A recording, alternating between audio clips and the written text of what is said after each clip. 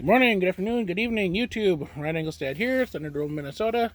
I was kind of waiting for Gabe to come out, but he's still in distance learning homework fun.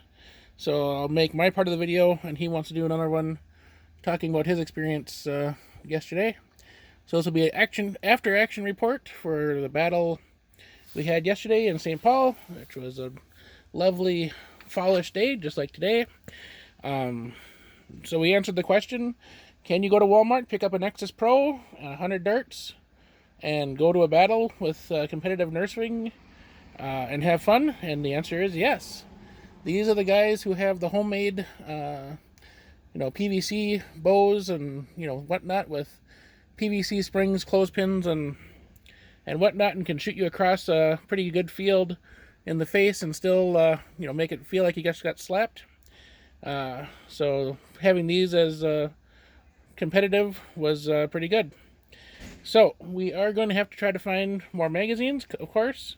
Our friend Matt was nice enough to let us borrow some of his, because he bought several for Project My Neighborhood.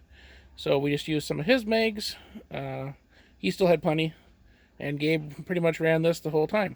I tried running the Aeon Pro, and I was legit hit by a car a few years ago, and if my hand has still not 100% recovered like it had before. And now with a season off of Nerfing, because of course we haven't been playing this whole summer, my hand got pretty sore pretty quick trying to do that Retaliator Recon top prime on such a heavy... It seems like the heavier spring load is on the Aeon versus the Nexus. But I did that for a few rounds. We found out neither one of these likes Adventure Force waffles. I don't know if that's news to anybody or not. The tolerance is just too tight in the barrel, and either they'd whirlybird, one would shoot fine, and then the next one would get stuck. So you definitely want the tapered head darts if you make your own half lengths and whatnot. So that was something we learned. We are going to have to track down some more magazines. The half dart darts are definitely great. Let's see, I had one in my pocket here still. Oh, now I don't have it at all. There they are. They're pictured there anyway. They actually whistle pretty well. You can kind of hear them coming. Not like a true whistler dart, but it's kind of a, you just kind of hear the air flying through them. It is kind of neat. So we were not well prepared. We didn't charge our light bulbs. We didn't bring enough of our modded blasters like we should have. We kind of made it a last decision to go. I had a thing removed from my foot on Friday, and the battle was on Saturday. I didn't know if I was going to be, in shape to be walking around that much, but we went and had a blast. My fun was with the Atlas and 2 Artemis, and those worked great. And then one young kid wanted to borrow, he's seeing all these competitive blasters, and he wanted something a little bit more oomph to it, so he tried borrowing this. And he did great for the first, 30 shots. Then all of a sudden you see him putting it on the ground and, priming it all the way down and back up to make it prime. And I don't think he made it through all 60 before he had brought it back to me. And then there were some other neighborhood kids who I let borrow my Reaper blasters and a takedown and, other things. So when you say things like my van is, a mess, that's like saying water's wet or The Last Jedi sucks.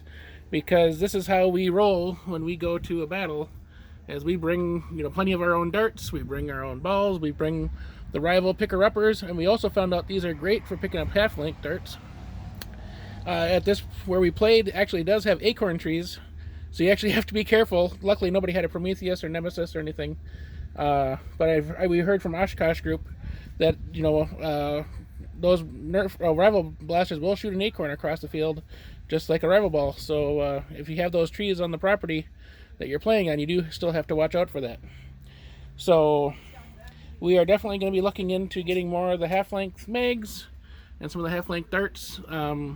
Those are a little bit more expensive, obviously, so we maybe not share all those out, but be good to have around.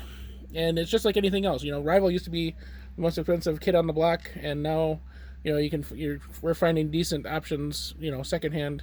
Adventure Force, of course, the orange ones do shoot really, really well. we went through a lot of those. So I definitely still have to go through some of these bags and get everything tucked back away. That's another thing, another lesson learned. Having a season off is organization. Keep your gear organized and together. We had to bring 5 bags because we had our gear spread out over too many bags, and that way we can make it a little bit more streamlined. The Spring Thunder was there. It worked well. But again, with this group of guys, even the Spring Thunder, you really do need more than 5 shots. Even as nice as that thing fires. And we also talked about how we were going to put the stock on, we are going to buy some more parts for it. After watching Beret's video and looking at that website and whatnot, the parts aren't that expensive to make it a little bit better.